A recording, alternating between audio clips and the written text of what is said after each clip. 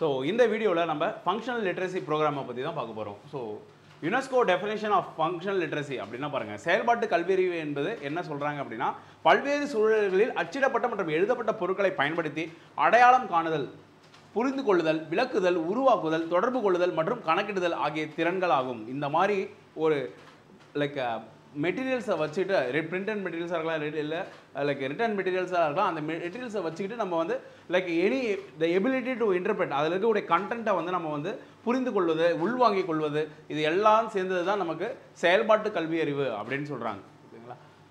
அடுத்து, literacy involves a continuum of learning in enabling individuals to achieve their goals, develop their knowledge and potential and participate fully in their community and wider society. அதாவது கல்வி அறிவு அப்படின்றது என்ன அப்படின்னா, தனிநபர்கள் தங்கள் இலக்குகளை அடைய அவர்களின் அறிவு மற்றும் திறனை வளர்த்து கொள்ள மற்றும் அவர்களின் சமுதாயம் மற்றும் பரந்த சமூகத்தில் முழுமையாக பங்கேற்க உதவும் கற்றல் தொடர்ச்சியை உள்ளடக்கியது. அப்போ ஃபங்க்ஷனல் லிட்ரஸி அப்படின்னா ஏற்கனவே அவங்க வந்து லைக் அவங்களுக்கு வந்து ஒரு தொழில் பற்றி தெரியும், அந்த தொழில் எப்படி நடத்தணும்லாம் அவங்களுக்கு தெரியும், அவங்களுக்கு அந்த தொழிலை மேம்படுத்துவதற்கு ஒரு லைக் நம்ம லிட்ரஸி கொடுக்குறோம், கல்வி அறிவு கொடுக்குறோம். அதாவது அவங்க வந்து பாரம்பரியமாக ஸ்கூலுக்கு போயிருக்க மாட்டாங்க, ஆனால் தொழில் நல்லா பண்ணுவாங்க. அந்த பாரம்பரிய ஸ்கூலுடைய அடிப்படையும் இன்னும் கற்றுக்கிட்டாங்க அப்படின்னா இன்னும் அவங்க தொழில் மேம்படும் அப்படின்றது தான் இந்த ஃபங்க்ஷனல் லிட்ரஸி ப்ரோக்ராம். ஓகேங்களா? அடுத்து, historical evolution of literacy programmes in India. பாருங்கள், வரலாற்றில் எப்படி இருக்குது அப்படின்னா, இந்தியாவில் கல்வி அறிவு எப்படி இருக்குது அப்படின்னா, இந்தியாவின் கல்வி அறிவு திட்டங்கள் பல கட்டங்களில் வளர்ந்துள்ளன. ஒவ்வொன்றும் சமுதாயத்தின் மாறி வரும் தேவைகளை நிவர்த்தி செய்து புதிய முறைகள் மற்றும் தொழில்நுட்பங்களை உள்ளடக்கியது. ஒவ்வொரு டைமும் வந்து அந்தந்த காலகட்டத்துக்கு என்னென்னலாம் தேவையோ அதை மாற்றிக்கிட்டே இந்தியா வந்து like national policy on education அந்த மாதிரி நிறைய கொண்டு வந்திருக்காங்க அப்படின்னு சொல்கிறாங்க.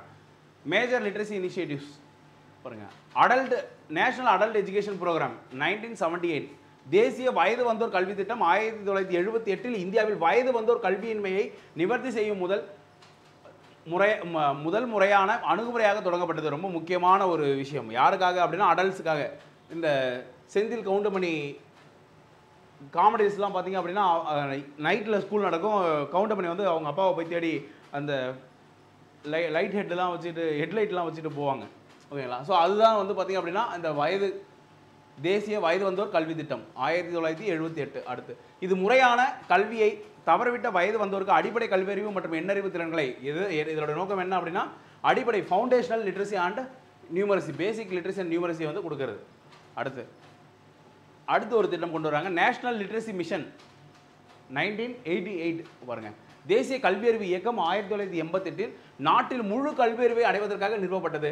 இது பல்வேறு பகுதிகளுக்கு குறிப்பிட்ட இலக்குகள் மற்றும் காலக்கெடுகளுடன் இயக்க முறை அணுகுமுறையை ஏற்றுக்கொண்டது. அப்போது நேஷனல் லிட்ரஸி மிஷன் அப்படின்னா பலதரப்பட்ட மக்கள் எல்லோரும், குழந்தைகளிலிருந்து வயது முதியோர்கள் இருக்க வரைக்கும், லைக் ஏற்கனவே இப்போ 50 வயதில் இருப்பாங்க, தொழில் பண்ணிட்டு இருப்பாங்க, எல்லாரையும் கவர் பண்ணுது. அப்போது அதுதான் இந்த தேசிய கல்வியறிவு இயக்கம் அப்படின்னு சொல்கிறது. அடுத்து, டோட்டல் லிட்ரஸி கேம்பைன்ஸ் 1990s பாருங்கள், மொத்த கல்வியறிவு பிரச்சாரம் 1990களில் தேர்ந்தெடுக்கப்பட்ட மாவட்டங்களில் 100% கல்வியறிவை அடைவதில் கவனம் செலுத்தி செயல்பட்டது. அப்படின்னா அந்த ஒரு குறிப்பிட்ட மாவட்டங்களில், இந்தியாவில் இருக்கக்கூடிய 600க்கும் மேற்பட்ட மாவட்டங்களில் குறிப்பிட்ட மாவட்டங்களில் 100% அடைவதற்கான இலக்குகளை நோக்கிறது தான் அந்த டிஎல்பியோடைய ப்ரோக்ராம் லைக் கண்ணோட்டமாக இருந்துச்சு.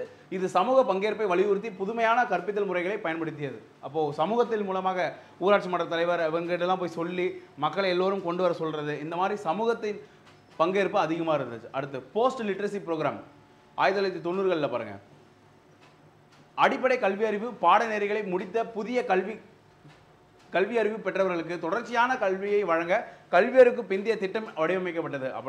அப்போது என்ன பண்ணுறாங்க அப்படின்னா, நியோ லிட்ரேட்ஸ் அப்படின்னா படிச்சிருப்பாங்க, அவங்க வந்து ஸ்கூலுக்குலாம் வந்திருப்பாங்க, ஆனால் அங்கே எதுவுமே கற்றுக்கிட்டு இருக்க மாட்டாங்க. அப்போது வெளியே வர்றப்போ ஸ்கூல் முடிச்சிட்டாங்க, ஆனால் லைக் நாலேஜ் வந்து ஜீரோவாக இருக்குது. அப்போ அவங்களுக்கான தனியாக ஒரு ப்ரோக்ராம், அந்த பிரிட்ஜு லைக் அந்த கேப்பை வந்து ஃபில் பண்ணுறதுக்காக ஒரு ப்ரோக்ராம் தான் இந்த போஸ்ட் லிட்ரஸி ப்ரோக்ராம். அடுத்து, இது கல்வியின்மைக்கு மீண்டும் திரும்புவதை தடுத்து உயர்ந்த கற்றல் நிலைகளை வழங்குவதை நோக்கமாக கொண்டது. அப்போ அவங்க வந்து ஒரு 10th ஸ்டாண்டர்ட் முடிச்சிட்டாங்க அப்படின்னா அந்த 10th ஸ்டாண்டர்டுக்கான லெவலுக்கு வரைக்கும்னாச்சும் ஒரு பேசிக் ஐடியாஸை கற்றுக்கிட்டு அடுத்து அவங்க ஒகேஷனல் குரூப்போ இல்லை 11th 12th ஜாயின் பண்ணிக்கிறது. அடுத்து, சஸ்கார் பாரத் ப்ரோக்ராம்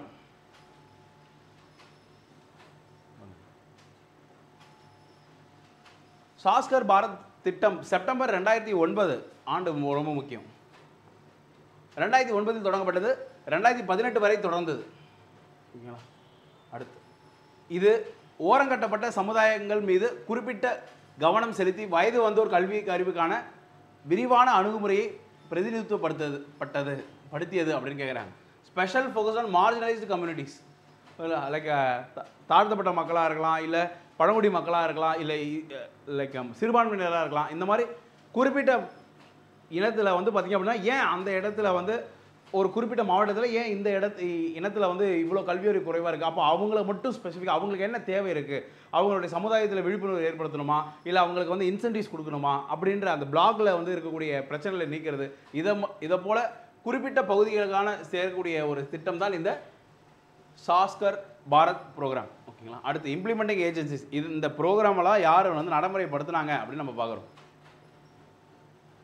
தேசிய லெவலில் பார்த்திங்க அப்படின்னா நேஷனல் லெவலில் தேசிய அளவில் தேசிய கல்வியறிவு இயக்கம் நாடு முழுவதும் கல்வியறிவு திட்டங்களின் கொள்கை உருவாக்கம் மற்றும் ஒட்டுமொத்த ஒருங்கிணைப்புக்கான உச்ச அமைப்பாக செயல்பட்டது.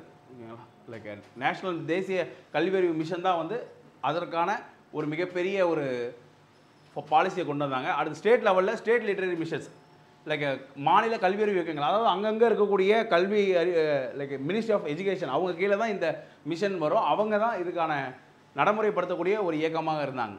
அடுத்து டார்கெட் ஏரியாஸ் ஃபோக்கஸ் குரூப், இவங்க எங்கே வந்து இலக்கு வைக்கிறாங்க, இலக்கு பகுதிகள் அப்படின்னா இந்த திட்டம் குறிப்பாக தேசிய சராசரியை விட குறைவான பெண் கல்வியறிவு விகிதங்களை கொண்ட மாவட்டங்கள் மற்றும் கல்வியறிவில் குறிப்பிடத்தக்க பாலின இடைவெளிகள் உள்ள பகுதிகளை இலக்காக கொண்டது. ரொம்ப முக்கியமான ஒரு வார்த்தைங்க. இவங்க எங்கே ஃபோக்கஸ் பண்ணுறாங்க அப்படின்னா நேஷனல் ஆவரேஜை விட எந்த மாவட்டத்தில் ரொம்ப கம்மியாக இருக்குது, ஓகேங்களா, அந்த இடங்களை வந்து தேர்ந்தெடுத்து அவங்களுக்கு ஸ்பெஷலான ஒரு ப்ரோக்ராம்ஸ் கொடுக்குறாங்க. பிரைமரி ஃபோக்கஸ், முதன்மையான கண்ணோட்டம் இவங்க எங்கே கான்சன்ட்ரேட் பண்ணுறாங்க அப்படின்னா கிராமப்புறங்கள், குறிப்பாக பெண்கள் மற்றும் பட்டியல் சாதிகள், பழங்குடியினர் மற்றும் சிறுபான்மையினர் உட்பட ஓரங்கட்டப்பட்ட சமுதாயங்கள் சிறப்பு கவனம் பெற்றன. இது லைக் செல்ஃப் எக்ஸ்பிளனேட்டரி, படித்தாவே புரியும். அடுத்து 2020 நெப் 2020 தேசிய கல்விக் கொள்கை 2020 அடல்ட் லிட்ரஸி, அதை பற்றி அவங்க என்ன சொல்கிறாங்க அப்படின்னா தேசிய கல்விக் கொள்கை 2020 வயது வந்தோருக்கான அடிப்படை கல்வியறிவு மற்றும் எண்ணறிவுக்கு தேசிய சிறப்பு முக்கியத்துவம் அளிக்கிறது. இதை வாழ்நாள் முழுவதும் கற்றலுக்கு அத்தியாவசியமானதாக அங்கீகரிக்கிறது. அடல்ட் லிட்ரஸி இப்பயும் ரொம்ப முக்கியம் அப்படின்னு அவங்க சொல்கிறாங்க. டெக்னாலஜி இன்டகிரேஷன், தொழில்நுட்ப ஒருங்கிணைப்பு, இந்த கொள்கை வயது வந்தோர் கல்வி திட்டங்களுக்கு டிஜிட்டல் தளங்கள் மற்றும் தொழில்நுட்பம். அன்றைக்கெல்லாம் வந்து பார்த்திங்க அப்படின்னா ஒரு ஸ்கூல் டீச்சர் வந்து ஊரில் வந்து சொல்லிக் கொடுப்பாங்க. இன்றைக்கி அப்படி கிடையாது. இன்றைக்கி டிஜிட்டலில் மாறிடுச்சு எல்லாமே. டிவியில் நீங்கள் பார்த்துக்கலாம், ஆப்பில் பார்த்துக்கலாம், யூடியூப்பில் அந்த மாதிரி கொண்டு வந்துட்டாங்க. ஸோ தொழில்நுட்பம் செயல்படுத்தப்பட்ட கற்றல் தீர்வுகளின் பயன்பாட்டை வலியுறுத்துகிறது. ஃப்ளெக்சிபிள் லேர்னிங், நெகிழ்வுக்கான கற்றல் அப்படின்னு பார்க்குறோம். ஃப்ளெக்சிபிள் லேர்னிங் அப்படின்னா லைக் நான் வந்து தோட்ட வேலையெல்லாம் முடிச்சுட்டு ஈவினிங் தான் ஃப்ரீயாக இருப்பேன், அப்போ இல்லை வந்து ஒரு குறிப்பிட்ட நாள் தான், எங்களுக்கு சண்டே சாட்டர்டேலாம் கிடையாது, என்னைக்கு வேலை இருக்கோ நாங்கள் செய்வோம், வேலை அப்போது நாங்கள் வீட்டில் ஃப்ரீயாக இருப்போம். அப்போ ஃப்ரீயாக இருக்கிற டைமில் உங்களுக்கு எப்போ சௌகரியப்படுதோ அப்போ நீங்கள் கற்றுக்கலாம். உங்கள் வேலையில் வந்து எப்போ உங்களுக்கு டைம் கிடைக்குதோ அப்போ கற்றுக்கலாம். அதான் ஃப்ளெக்சிபிள் லேர்னிங். பல்வேறு கற்றுக்கொள்பவர்களின் தேவைகளுக்கு இடமளிக்க கற்றலுக்கான பல பாதைகள் மற்றும் முன்னதான கற்றலில் அங்கீகாரம் உள்ளடக்கப்பட்டுள்ளது. ஓகேங்களா. இதில் அடுத்து ஒகேஷனல் லேர்னிங் எஜுகேஷனுக்கும் பற்றி இம்பார்ட்டன்ஸ் கொடுத்துருக்காங்க. தொழிற்கல்வி, திறன் மேம்பாடு மற்றும் தொழில் பயிற்சி முன்முயற்சிகளுடன் வயது வந்தோர் கல்வியறிவு திட்டங்களின் ஒருங்கிணைப்பு. அப்போ திறன் மேம்பாடு லைக் வயது வந்தோர் கல்வி கூட திறன் மேம்பாட்டையும் அவங்க சொல்கிறாங்க. அவங்க வந்து நான் எதுக்கு சார் கற்றுக்கணும் அப்படின்னா, இல்லைங்க இதை நீங்கள் கற்றுக்கிட்டீங்க அப்படின்னா நாளைக்கு நீங்கள் வந்து ஒரு பிஸ்னஸ் பண்ணுறீங்க அப்படின்னா இதை வச்சு நீங்கள் வந்து வட மாநிலங்களில் நீங்கள் பேசலாம், இல்லை தென் மாநிலம் அண்டை மாநிலங்களில் இதை யூஸ் பண்ணிக்கிட்டு நீங்கள் உங்கள் பிஸ்னஸ் டெவலப் பண்ணலாம் அப்படின்றப்போ அவங்களுக்கு புரியும். ஓகே ஆமாம் அப்படின்னு. அப்போ அவங்க கற்றுக்க முற்படுவாங்க. அடுத்து ரெகக்னைசேஷன் ஆஃப் ப்ரியர் லேர்னிங், ஏற்கனவே கற்ற கல்வியை ரெகக்னைஸ் பண்ணுறது. அதாவது பாரம்பரியமாக அவங்க கற்றுட்டு இருப்பாங்க. இப்போ டிரைவிங் இருக்குது, இன்னொரு டிரைவர்கிட்ட இருந்து அவங்க கிளீனராக வேலை பார்த்து கற்றுட்டு இருப்பாங்க. அப்போது அவங்களுக்கு வந்து மறுபடியும் நீ வந்து எல்லாத்தையும் எழுதி காமிங்க அப்படின்லாம் சொல்லாமல் ஓகே டிரைவ் பண்ணி காமிங்க அப்படின்றப்போ ஓகே குவாலிஃபைடு, நீங்கள் வந்து ஹெவி லைசன்ஸ்லாம் வச்சுருக்கீங்க, எல்லாமே நல்லா ட்ரைவ் பண்ணுறீங்க, ஓகே உங்களுக்கு வந்து இந்த மாதிரி நம்ம சொல்கிறோம். இல்லை வந்து அவங்க வந்து டேபிள்ஸ்லாம் கரெக்டாக சொல்கிறாங்க, 5th ஸ்டாண்டர்ட் வரைக்கும் கரெக்டாக எல்லாமே பண்ணுறாங்க, இல்லை 10th ஸ்டாண்டர்ட் வரைக்கும் நான் வந்து ஓவரலாக பண்ணுறேன், எனக்கு எல்லாமே தெரியும் அப்படின்ற மாதிரி சொன்னாங்கன்னா அவங்கள ரெகனைஸ் பண்ணுறது. அதுதான் recognition of prior learning. Certification of existing skills பாருங்கள். தற்போது திறன்களின் சான்றிதழ், RPL கட்டமைப்பு தனிநபர்கள் முறைசாரா கற்றல் மற்றும் பணி அனுபவத்தின் மூலம் பெற்ற திறன்கள் மற்றும் அறிவுக்கு முறையான அங்கீகாரம் பெற அனுமதிக்கிறது. இப்போ ஒரு பியூன் இருக்காரு, அவர் வந்து ஒரு ஆஃபீஸ் அசிஸ்டண்ட்டாக லைக் அடுத்த லெவலுக்கு போகிறாரு. இப்போ UDLாக போகிறாருன்னு வைங்களேன், sorry JDL like lower division கிளர்க்காக போகிறாரு, UDC LDC அந்த மாதிரி. அப்போ அவருக்கு எல்லாமே ஏற்கனவே தெரியுது. அப்போது நீங்கள் அந்த டிகிரிலாம் முடிச்சுட்டு வந்தால் தான் உங்களை அலோவ் பண்ணுவோம் அப்படின்னு இல்லாமல் அது அந்த வேலைக்கான திறன்கள் உங்ககிட்ட இருக்கா அப்படின்னு டெஸ்ட் பண்ணால் அது ஓகே இருந்துச்சு அப்படின்னா அவங்களுக்கு வந்து இந்த ஆர்பிஎல்ல வந்து அவங்களுக்கு சர்டிஃபிகேட் கொடுக்குறது. அடுத்து அதை வைத்து அவங்க வந்து ப்ரொமோஷன் போய்க்கலாம். கிரெடிட் ட்ரான்ஸ்ஃபர் மெக்கானிசம், கடன் பரிமாற்ற முறைகள். இங்கே வந்து கடன் பரிமாற்ற முறைகள் அப்படின்னா கிரெடிட் அப்படின்னா வந்து தொகை, ஓகேங்களா, அவங்க எடுத்த மார்க். வெவ்வேறு கல்வி திட்டங்கள் மற்றும் நிறுவனங்களுக்கு இடையே கடன்களை மாறுவதற்கான அமைப்புகள். கடன்கள்னு வேணாம், அது வந்து நம்ம கடன்கள் இல்லாமல் மார்க்ஸ் அப்படின்னு வச்சுப்போம், ஓகேங்களா, மதிப்பெண்கள் அப்படின்னு வச்சுக்கலாம். Okay, next. So equivalency programmes, pathways for learners to achieve equivalent qualification through alternative learning routes. So இவங்க கொடுக்கக்கூடியது வந்து பார்த்திங்க அப்படின்னா ஏற்கனவே சமத்துவ திட்டங்கள், மாற்று கற்றல் வழிகளில் சமமான தகுதிகளை அடைய கற்றுக்கொள்வதற்கான பாதைகளை இவங்க நிர்ணயிக்கிறாங்க. ஏற்கனவே கற்றுக்கிட்டு இருக்கியா, ஓகே, நீ வந்து ரெகுலராக ஃபாலோ பண்ண வேணாம், உனக்குன்னு ஒரு இந்த மாதிரி ஸ்கீம்ஸ் இன்ட்ரடியூஸ் பண்ணுறேன், இதில் நீ கற்றுக்கிட்டேன்னு உங்களுக்கு சர்டிஃபிகேட் கொடுக்குறோம், அதை வச்சு நீ அப்ளை பண்ணிக்கோ அப்படின்றது. அடுத்து டிஜிட்டல் இனிஷியேட்டிவ்ஸ் பாருங்கள். இவங்க என்னென்ன கொண்டு வராங்க அப்படின்னா தீக்ஷா பிளாட்ஃபார்ம், தீக்ஷா தளம், பல மொழிகள் மற்றும் வடிவங்களில் வயது வந்தோர் கற்றுக்கொள்பவர்களுக்காக குறிப்பாக வடிவமைக்கப்பட்ட கல்வி உள்ளடக்கத்தை வழங்கும் ஒரு விரிவான டிஜிட்டல் தளமாக அது இருக்குது.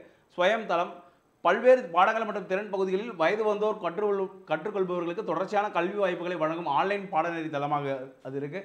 விருப்பப்படுறவங்க அதில் போயிட்டு கற்றுக்கலாம். ஸ்வயம் தளத்தில், திக்ஷா தளத்தில் அப்படின்னு. மொபைல் அப்ளிகேஷன்ஸ், அதுக்குன்னே சில மொபைல் பயன்பாடுகள்லாம் இருக்குது, ஓகேங்களா. ஏன்னா மொபைல் சாசனங்கள் மூலம் கற்றலை அணுகக்கூடியதாக மாற்ற பிராந்திய மொழிகளில் சிறப்பாக உருவாக்கப்பட்ட கல்வியறிவு பயன்பாடுகள் இருக்குது. அடுத்து ராஷ்ட்ரிய உச்சாச்சர் சிக்ஷா அபியான், ரூசா அப்படின்னு நம்ம சொல்லுவோம். ரூசா என்பது இந்தியாவில் உயர்கல்வி வளர்ச்சிக்காக 2013 ரொம்ப முக்கியம் தொடங்கப்பட்ட மத்திய அரசு நிதியுதவி திட்டமாகும்.